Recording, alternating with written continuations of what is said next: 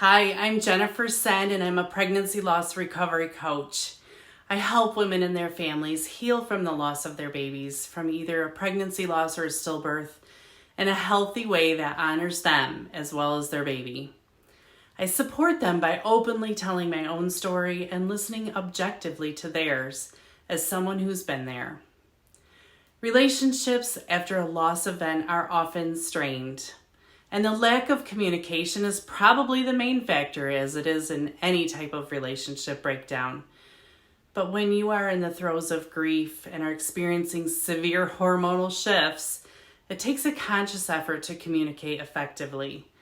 I mean, who wants to put all of their energy into communication when you feel like you're drowning and you can't even breathe? But here's why it might be important. Couples who have a pregnancy loss or stillbirth run a 22% greater chance of divorcing than couples who never experiencing a loss. It's a pretty daunting statistic, and a lot of factors play into it.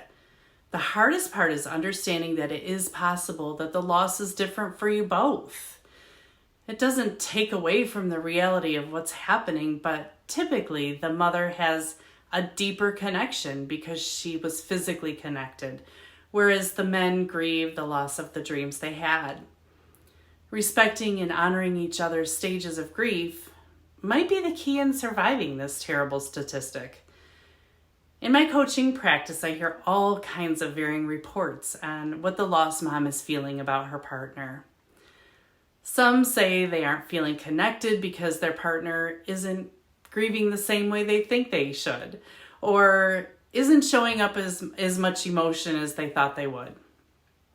In my own experience, I felt like my husband wasn't really grieving as much as I was, and it bothered me, thinking that he didn't seem to care as much. When the tension built and I called him out on it, he said, "I didn't want to talk to you about it because I didn't want to make you cry." What he didn't realize was that not talking about it didn't make me cry any less, and I needed to see that he shared in my grief. Even years after our loss, something would sneak in for me, and it still does. And once I was shocked when he said, "Oh, that still bothers you?"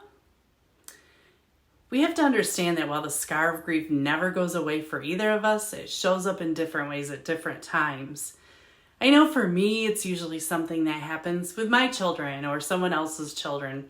I'll notice it creeping in again. And for him, it'll be something that happens with a young patient at work, or maybe when a coworker is experiencing their own loss. Respecting that it is still there for both of us and it shows up in different intensities at different times, and by adding in a lot of communication without judgment, is what has allowed us to be a success story. And I would even dare say made us even stronger. Sex after a loss is also a varying situation. I have clients who crave that intimate connection days after and can't get enough as soon as they are cleared by their doctor, or sometimes even before.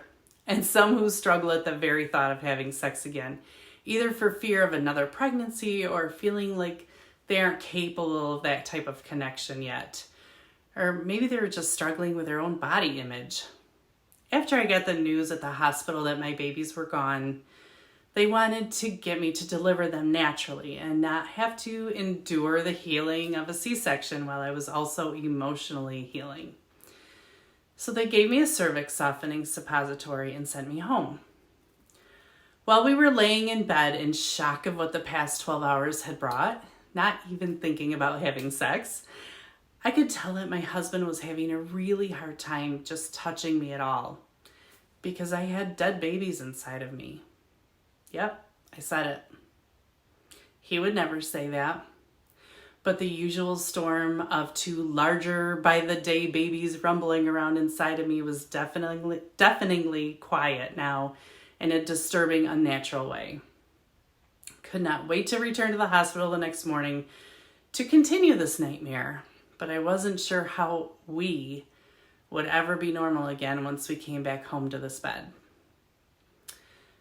He was so supportive and always made me feel desired and worthy, but I struggled for several years after, even even though I had another baby a year later, feeling like my body had failed me and that I was forever damaged goods. Years later, during my own coaching sessions, I was able to forgive my body and see the amazing things it has done, to celebrate its strength and resilience, and I appreciate that he weathered all of the self-loathing and beatdowns that I served up to myself in the process. Lack of self-love happens often when you experience a baby loss event. You feel like your body has let you down, and it can take a toll on your relationship. Our losses teach us so many things, and sometimes just appreciating what our bodies are capable of doing can be healing. Lost mamas are among the strongest people alive. One of my favorite quotes is, "I can't think of anyone stronger than a mother who has just lost her child and still breathes." If we can learn to keep communicating with our partner throughout this grief journey and not feel like it's ours alone to bear, we can see how our loss is affecting us and appreciate another's journey of the same loss. One of the exercises I do with my coaching clients is to have them ask their partner, what will they miss about not having the baby? It's a hard one, but it lets them know that it's safe to express their feelings and their dreams and mourn in a healthy way that opens up a great conversation. Another exercise is to have each parent write down the things that they're feeling at times when they notice the grief is creeping in, and then compare the list to see what the similarities and differences are. Most of the time, they are surprised by how similar they are and recognize that they each have their own way of dealing with the same emotions. With some professional support and tools, it is possible to come out of this feeling even more connected and being a stronger couple than before. If you are looking for someone who can be objective about your situation and would like to learn more about how I can guide you through this, I want to show you through your baby loss and show you how to heal in a healthy way that honors you as well as your baby. Leave me a comment here, send me an email at jen@jennifersencoaching.com, and we'll set up a time to discuss what might be right for you. Don't forget to subscribe to my YouTube channel, and until next time, I'm sending you so much love.